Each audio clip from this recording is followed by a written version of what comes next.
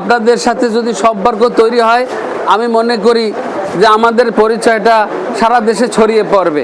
এই কারণেই আপনারা যে এখানে আমার আমন্ত্রণে হাজির হয়েছেন এজন্য বিশেষ করে সাংবাদিক ভাইদের, গণ্যদী প্রেস ক্লাব, গণ্যদী সাংবাদিক ফোরাম, আগলঝাড়া প্রেস ক্লাব, সাংবাদিক ফোরাম, আপনাদেরকে আমার এবং আমার পরিবারের পক্ষ থেকে এবং বাংলাদেশ জাতীয়তাবাদী দলের পক্ষ থেকে আন্তরিকভাবে অভিনন্দন এবং শুভেচ্ছা জানাচ্ছি।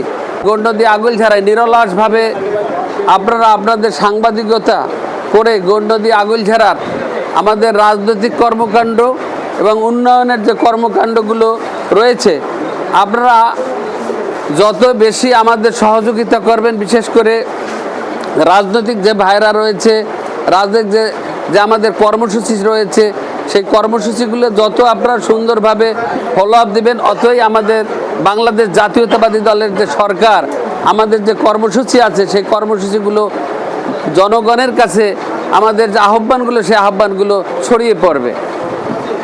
আসলে আমি দীর্ঘদিন আমরা গত 17 বছর গণ্যদীতে নিজেরা একত্র হতে পারি নাই। গত 1 বছর পর্যন্ত আমরা একটা তত্ত্বাবধায়ক সরকারের আওতায় বাংলাদেশ ছিল, আপনারা সবাই জানেন।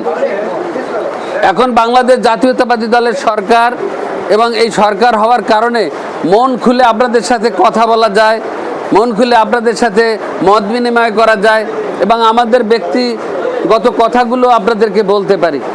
এখানে জহির আমার অত্যন্ত দীর্ঘদিনের রাজনৈতিক একজন সহকর্মী, জেলা বিএনপির উনি একজন সদস্য। এখানে আবুল ভাই রয়েছে জেলা বিএনপির সদস্য, শরীফ স্বপন জেলা বিএনপির সদস্য, আমাদের গণ্যদীর আহ্বায়ক সাহেব উনিও জেলা বিএনপির সদস্য। এবং এখানে আপনারা যারা রয়েছেন এরা আমার পারিবারিকভাবে অত্যন্ত কাছের সবাই, আত্মের সম্পর্ক, এই কারণে আমি তাদেরকে আপনাদের সামনে হাজির করেছি। প্রিয় সাংবাদিক ভাইরা, দীর্ঘদিন আপনাদের সাথে আমাদের দূরত্ব ছিল রাজনৈতিক কারণে এবং কৌশলগত কারণে।